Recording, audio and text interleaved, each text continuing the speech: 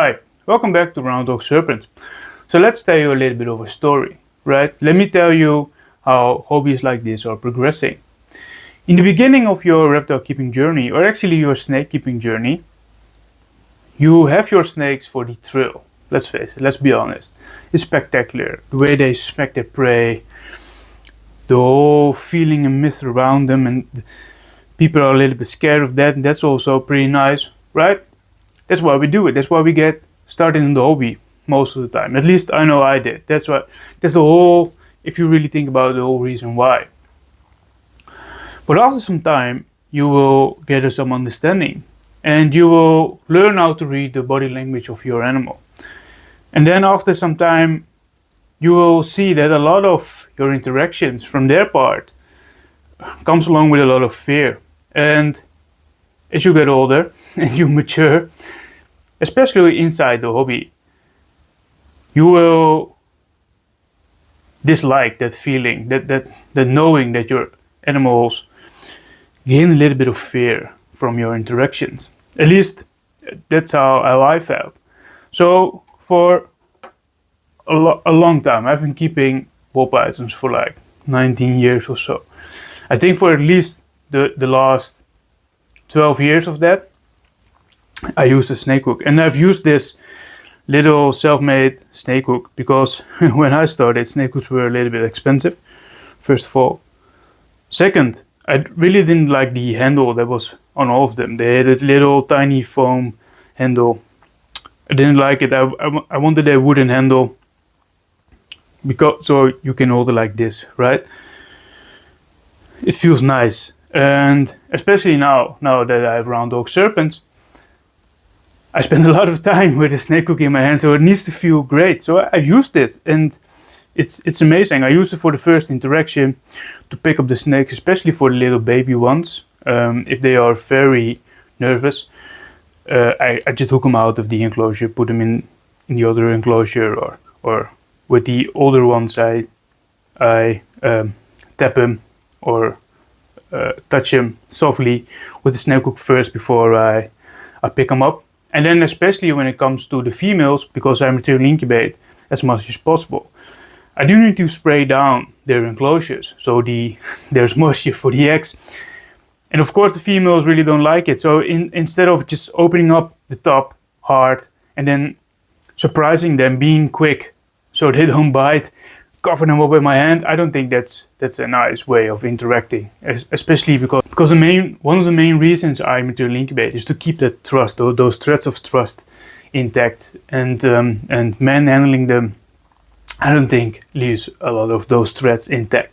So I open up the rack, so I open up the top softly, slowly, relaxed, confident, and then when they come for me, I push them back softly with the hook and let them know it's okay, I do my thing. And then over time they understand. So I open up the rack, they come for me, I touch them, they go back, and they're not really relaxed. They're still cautious, of course, because they are protecting their eggs, but the trust are building because I don't think it's violated a lot. So am I here to tell you that you can make your own snake hook and be perfectly fine for more than a decade? Well, it should not be the message, because the whole reason why I made this video is to sell you my Round Dog Serpent branded snake hooks. But you can, with just a little bit of aluminium rod and a wooden handle you can get at your building supply store, you can make your own snake hook and be fine. But if you want to support me, and hopefully you will, you can buy a Round Dog Serpent branded one. And it is a great snake hook, I would say. The handle is a little bit heavy, so it feels nice. It has a ridge. I really like being able to hold it like this for extra grip, right? So close your fingers around the shaft and then your hand, and then you have a great sword for fending off flying snakes. That was silly. I'm sorry. I won't do that again. Just kidding, I probably will. If you want to buy my snake hooks, let's get back to the business. If you want to buy my snake hooks, you can do so on the website in the description. It's my website, rounddogserpents.com. There's a little bit of a, not a slash. I probably should have found a word for the little stripe in the middle between round dog and serpents. If you see it, you will understand what I'm talking about. It's not handy to put it in, but now my website is everywhere, so I can't really change the domain. Would not be wise. Oh well, life choices, right? Speaking of bad life choices, while you are picking up my snake hooks, you can also pick up a pair of feeding tongs. I don't think I have to explain why you need feeding tongs when you keep snakes, but I can explain to you why I need to buy round dog serpents ones, because that will help me out instead of somebody else, and I quite like that. So if you watch this on a social media platform, hopefully you can click on the buy now button. Otherwise, the link to my website will be in the description. If you watch this on YouTube, you can click on the link in the description below.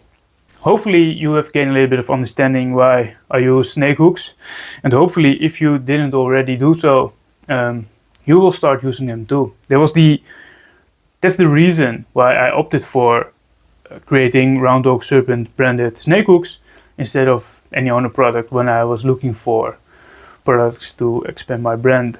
So thank you for your time first of all. Hopefully you will buy my stuff, and hopefully you will see me at the Reptile Show also. Maybe the next one is in Houten. I will be vending there. So yeah, come by. Also you can buy these tools over there. So if you're going to the Reptile Show in Houten or Snake Day, you can buy my stuff there as well.